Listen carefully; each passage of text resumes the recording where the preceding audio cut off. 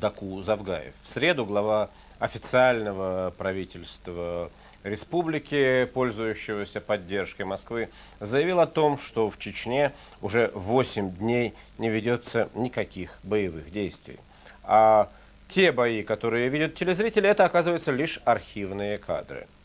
Так это или нет, вы узнаете сейчас из репортажа нашего специального корреспондента в Чечне Евгения Ревенко.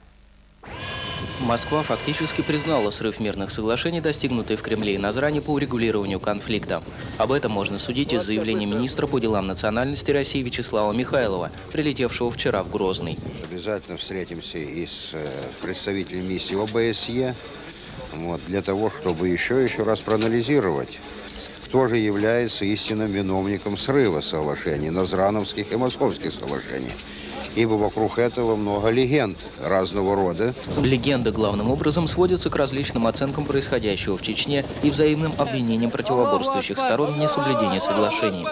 Боевики по-прежнему совершают вылазки и минируют дороги. Вчера стало известно о загадочном исчезновении 2 представителей французской гуманитарной организации. Граждане Франции, Великобритании Фредерик Малекту и Майкл Пенваус были похищены не где-то в горах, а прямо в Грозном. Пока неизвестно, кто это сделал. Однако пробраться в столицу те же боевики могут без особых проблем, с учетом того, что документы при въезде проверяются лишь формально. На базарах и просто на улице можно запросто повстречаться со знакомым боевиком, которого видел за день до этого далеко в горах. Вместе с тем на минах то и дело подрывается российская бронетехника. При этом боевики чаще используют радиоуправляемые фугасы, чтобы на мине случайно не подорвался гражданский грузовик или автобус. Подобное происшествие может привести к сокращению поставок продовольствия из соседних сел бойцам оппозиции. О своей непримиримости свидетельствуют сами же боевики. Комиссар Шатойского региона Дауд Ахмадов, под контролем которого находятся фактически 4 горных района юга Чечни, сообщил, что у оппозиции достаточно средств, чтобы проводить крупные диверсии. Пока они будут находиться на территории Чечни, они будут все время подвергаться нападениям, уничтожению, потому что это враг. Враг, нет другого разговора. Кроме того, рядовые боевики настроены не менее решительно своего руководства. Многие из них находятся под впечатлением от заявлений воскресшего Салмана Радуева о войне до победного конца и готовности проведения многочисленных терактов на территории России. Мне дадут приказ захватить. Я в любом случае, я один, я простой маленький солдат, я смогу большим удовольствием, для нас это большая радость идти туда, на территорию России, повоевать там и погибнуть. В ответ на действия боевиков российское командование несколько раз отдавало приказ об артобстрелах и авианалетах на позиции боевиков на юге и юго-востоке Чечни. Горы обстреливают из всех видов тяжелого оружия, начиная с танков и заканчивая установками «Град». При такой активности артиллерии и авиации в мирные села, оказавшиеся поблизости от скоплений боевиков, неизбежно попадают снаряды. Это происходит относительно редко, однако такие случаи дают боевикам основания утверждать, что российская сторона также нарушает соглашение. Нервничает и местное руководство. Глава администрации Шатоя Саид Дузаев убежден, что танки и артиллерия неэффективны в борьбе с рассеянными по горам боевиками. Их надо кормить, одевать, обувать еженедельно. 30, 40, 50 машин проходят, привозят продукты, дистопливо, другое. В конце концов, это же тоже мы разоряем страну. То ли дело бы, если бы за год задержали 5 бандитов. Выполнению соглашений препятствует и недоверие российских военных к местным властям. Командиры федеральных частей обвиняют милицию, которую сейчас активно вооружают перед выводом войск, если не в пособничестве боевикам, то в недостаточной активности. Это мешает совместной работе и вносит дополнительное напряжение. Мы случайно оказались свидетелями разговора начальника райотдела милиции с одним из офицеров, подчиненные которого подорвались на мине. Если вы хотите большой войны, здесь я вам большую войну устрою. Здесь будет очень много войны. Вы меня своей войной не пугаете, вы уже 2 года здесь воюете, я не большой и не маленький. Несмотря на все сложности, члены Госкомиссии Вячеслав Михайлов и Сергей Степашин заявили о готовности бороться за выполнение соглашений, а также о желании встретиться с лидерами оппозиции. Пока ответа с той стороны не последовало. Медлительность Степашин объяснил тем, что боевикам уже нечего сказать, или они опасаются за свою жизнь. Впрочем, отсутствие ответа можно объяснить и другой причиной. Миф о воскресшем Джохаре Дудаеве означает очень серьезный раскол с той стороны. И, по всей видимости, эти внутренние процессы каким-то образом тормозят возможность прямых контактов. Но это моя гипотеза. Если Аслан Масхадов или Зелимхан Эндарбиев готовы это опровергнуть и встретиться где угодно, я готов. Надежды на посредничество в организации встречи возлагаются на главу миссии ОБСЕ в Грозном Тима Гульдимана. Он поддерживает связь с оппозицией. Последние переговоры дают ему основания надеяться на выполнение хотя бы одного из пунктов соглашения об обмене пленными. Возможно, выполнить пункт 13 в Назранском протоколе о военнопленных. И этот пункт предусмотрит обмен первой группы 27 людей. Среди них 14 уже были обменены. И сейчас вопрос о том, как возможно устроить, значит, организовать обмен остальных людей.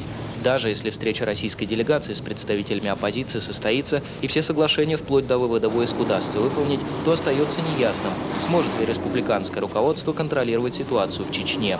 При смелых заявлениях Доку Завгаева на этот счет прозвучала информация о группе коррумпированных чиновников в его собственном правительстве.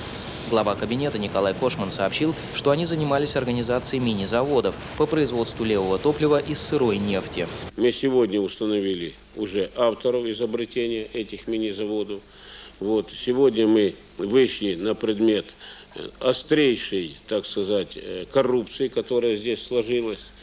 Мы сегодня уже располагаем данные о том, что то горючее и дизельное топливо, которое получает республика с Россией, то есть стандартное, все остальное, практически оно до потребителя не доходит. Впрочем, это может служить и положительным примером работоспособности властей Грозного.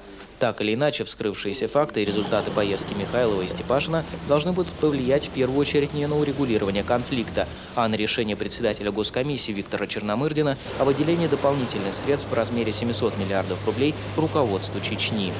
Евгений Ревенко, Вячеслав Уткин, Алексей Томилов, телекомпания НТВ, Чечня.